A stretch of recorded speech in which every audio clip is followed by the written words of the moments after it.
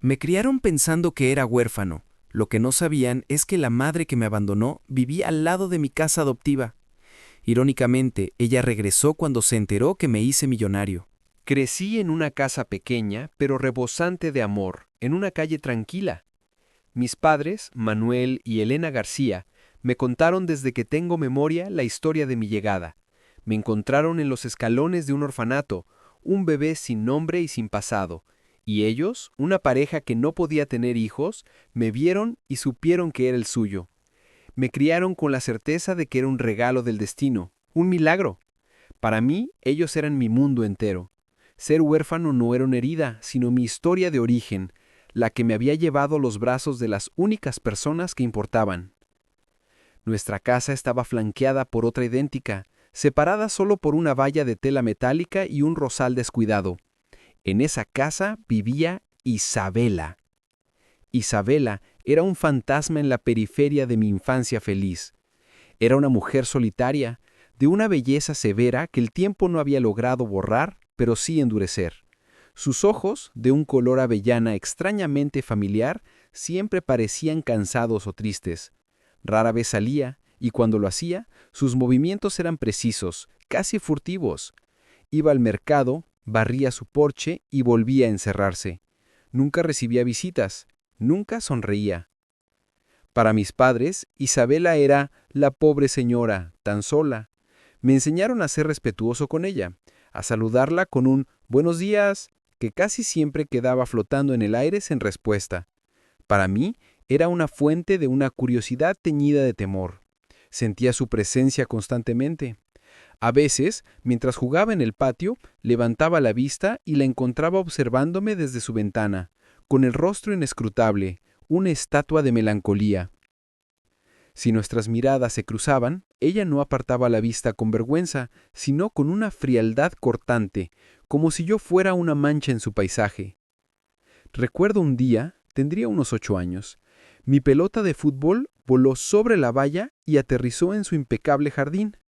Con el corazón latiéndome en la garganta, toqué a su puerta. Después de una larga espera, abrió. Llevaba un vestido oscuro y el pelo recogido en un moño tenso. Sí, su voz era como el crujido de hojas secas. «Señora Isabela, disculpe, mi pelota», tartamudeé señalando el objeto rojo en medio de su césped. Sus ojos se posaron en la pelota, luego en mí. Hubo un instante, un parpadeo, en el que su expresión pareció vacilar, como si una emoción desconocida luchara por salir a la superficie. Pero fue fugaz. Se endureció de nuevo. Sin decir palabra, caminó hacia la pelota, la recogió con la punta de los dedos como si estuviera sucia y me la entregó por encima de la valla. «Ten más cuidado», fue todo lo que dijo antes de cerrar la puerta. No fue la reprimenda lo que me dolió, sino el vacío en su mirada. No había enfado, solo una distancia gélida, un rechazo absoluto. Esa noche le pregunté a mi madre por qué la señora Isabela no me quería. Elena me abrazó con fuerza y me dijo que no era personal, que algunas personas llevaban tristezas tan grandes que no les quedaba espacio para nada más. Acepté su explicación, pero una pequeña espina se clavó en mi corazón de niño. Los años pasaron. Crecí, me convertí en un adolescente y luego en un joven. La presencia de Isabela seguía siendo una constante silenciosa y fría en mi vida. La veía envejecer desde la distancia. Su pelo se teñía de plata. Sus hombros se encorvaban un poco más cada año. Mi vida, en cambio, florecía.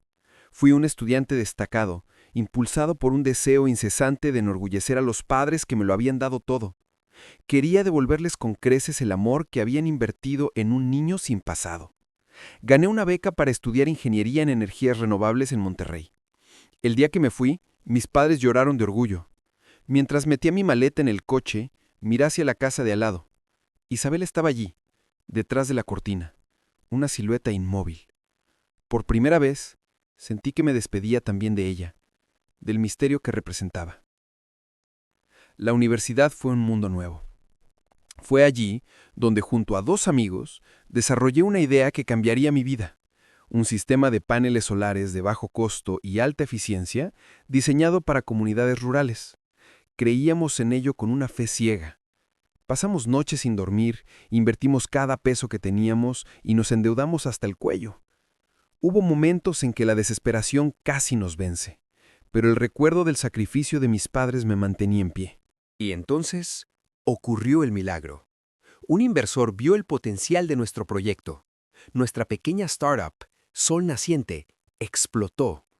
En 5 años, pasamos de un garaje alquilado a tener oficinas en 3 países. Los contratos millonarios llegaron, y con ellos, la fama. Mi rostro apareció en revistas de negocios. El niño huérfano de Zacatecas que ilumina el mundo, decían los titulares. Me convertí en la prueba viviente de que el origen no define el destino. Un día, decidí darles una sorpresa a mis padres. Compré la casa de sus sueños, una hermosa finca a las afueras de la ciudad. Conduje mi coche de lujo por la vieja calle de siempre, sintiendo una mezcla de triunfo y nostalgia. La noticia de mi éxito había corrido como la pólvora, y los vecinos salieron a saludarme, a felicitarme. Todo era alegría hasta que la vi. Isabela estaba de pie junto a la valla, en el mismo lugar donde años atrás me había devuelto mi pelota. Pero la mujer que vi no era la misma. Llevaba un vestido de colores vivos. Su pelo plateado estaba suelto y peinado con esmero, y en su rostro había una sonrisa que nunca le había visto, cálida y extrañamente posesiva. «¡Mateo!», dijo, y su voz que yo recordaba seca y quebradiza, ahora sonaba melosa. «¡Qué alegría verte! Estás hecho todo un hombre. Siempre supe que llegarías lejos». Me quedé paralizado. La familiaridad en su tono, el orgullo en sus ojos, era surrealista. Mis padres, desde la puerta, observaban la escena con una incomodidad palpable. «Te he preparado un café», continuó Isabela abriendo un pequeño portón en la valla que yo nunca había visto usar.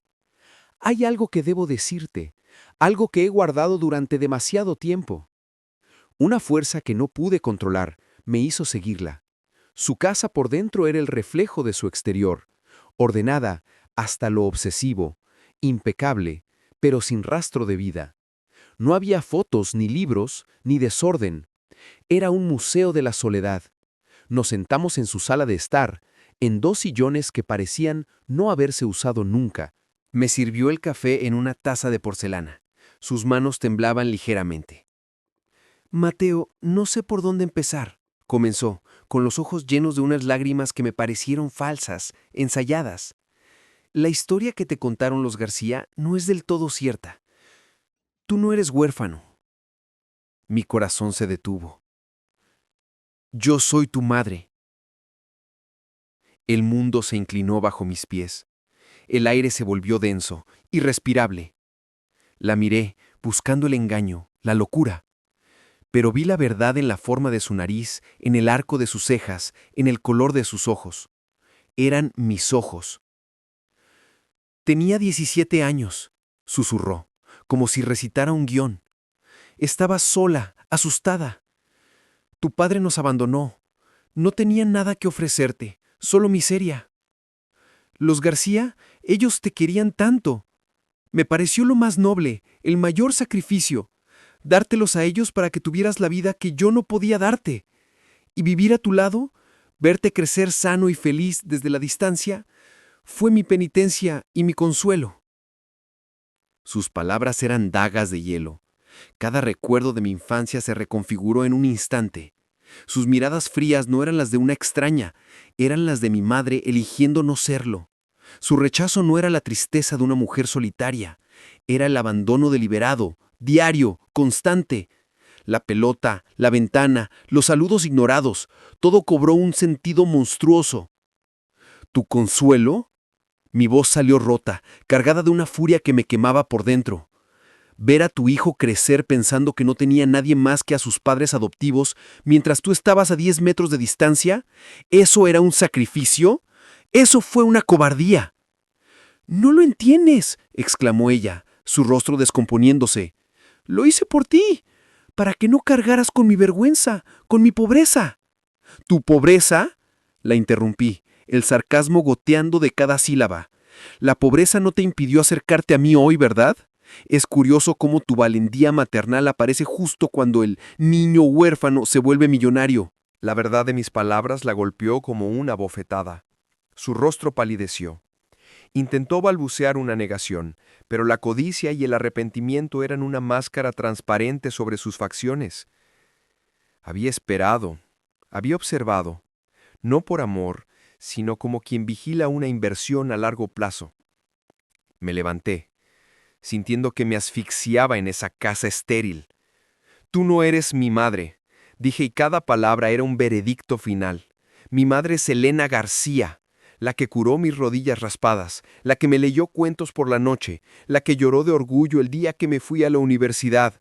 Tú solo eras la mujer que vivía en la casa de al lado. Me abandonaste el día que nací, y después me abandonaste cada mañana durante 20 años. La única diferencia es que hoy, por fin, lo has dicho en voz alta. Salí de esa casa sin mirar atrás. El olor a café y a mentiras se quedó impregnado en mi ropa. Crucé el jardín y vi a mis padres esperándome en el porche, con los ojos llenos de angustia y de amor incondicional. Corrí hacia ellos y los abracé como cuando era un niño asustado. En ese abrazo encontré mi ancla, mi verdad. Yo no era el hijo de Isabela, yo era el hijo de Manuel y Elena. La sangre no me había hecho suyo, pero el amor sí. Miré por encima del hombro. Las dos casas, una al lado de la otra. Una era un hogar vibrante de recuerdos y afecto. La otra era solo una construcción vacía, una tumba de oportunidades perdidas y decisiones cobardes. Y entendí que la verdadera orfandad no es la ausencia de padres, sino la ausencia de amor. Y yo, a pesar de todo, nunca había sido huérfano. Así que díganme, amigos, ¿estoy mal? ¿Qué es lo que hubieran hecho ustedes?